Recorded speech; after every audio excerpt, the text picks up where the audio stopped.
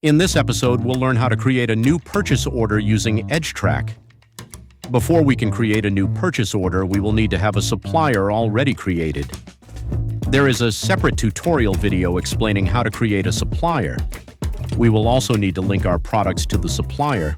Here is how. Click on Items from the Inventory menu. Then click the Edit icon on the left side of the item you want to link to the supplier. Select the Details tab and scroll down to the Supplier field. Select the supplier and save the changes. Now, let's create a new purchase order. Click on the Purchases icon on the left side.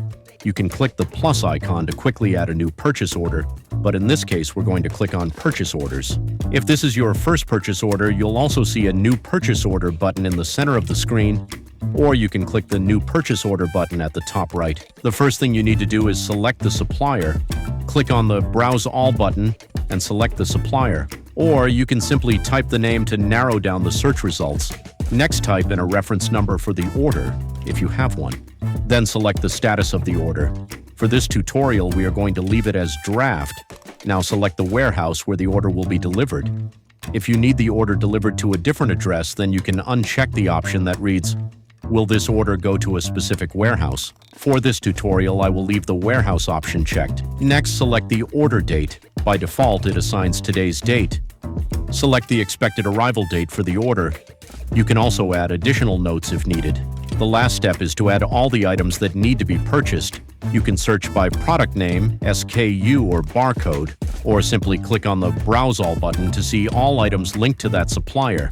Click the Add button located on the right side of each item that you want to include in the purchase order. All selected items will appear in the Order Item section. Here you can modify the quantity and the unit cost. Notice that taxes and discounts cannot be modified.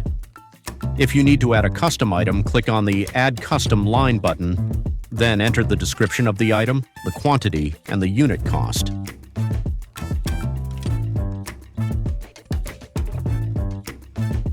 To finish creating the purchase order, click the Save button at the bottom right, and that's it. You now know how to create a purchase order using Edgetrack. Thanks for watching.